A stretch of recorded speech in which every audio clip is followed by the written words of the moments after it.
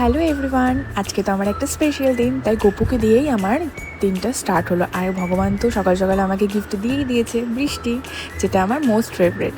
তো সকাল সকাল তো কিট্টুরও অনেকগুলো গিফট চলে এসেছে। এটা আমার পার্সেল, এটা আমি আর ওপেন করে তোমাদেরকে দেখালাম না, ওটা সিক্রেটই থাক। এক জায়গায় যাব, সেখানে গিয়ে পড়ে তোমাদের সাথে শেয়ার করবো কেমন লাগে। বুড়ো টুরু তুলে আমি তো চলে গেছিলাম মন্দিরে পুজো দেবো বলে।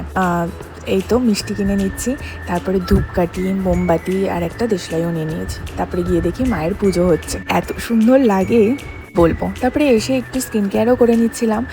বাড়ি ফিরেই আমি গুড ভাইবসের এই হেলদি পেস্টটা দিয়ে একটু প্যাক লাগিয়ে নিয়েছি, যাতে ট্যানটা খুব একটা না পড়ে। তো তারপরে মাও খাবার বেড়ে দিল।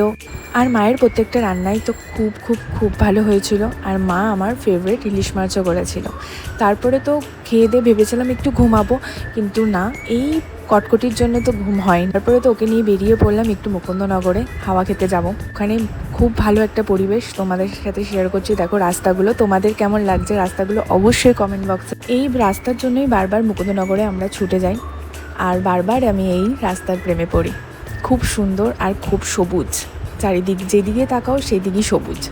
কিট্টুকে নিয়ে যাই, কারণ হচ্ছে কিট্টু খুব ভালোবাসে ঘুরতে এবং খেলতে, তার জন্যই ছুটে যাওয়া।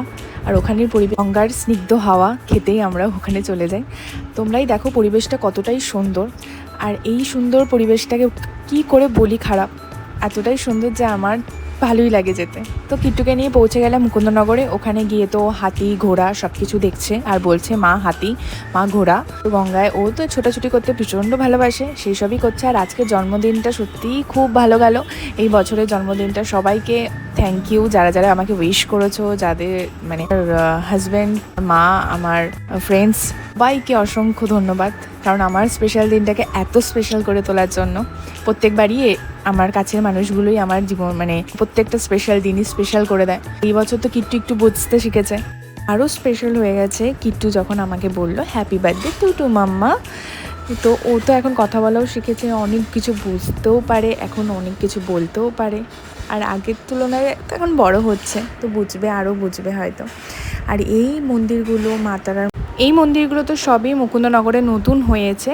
তো আজকের বার্থডে ব্লগটা কেমন লাগলো অবশ্যই জানিও। Please subscribe to my channel. By.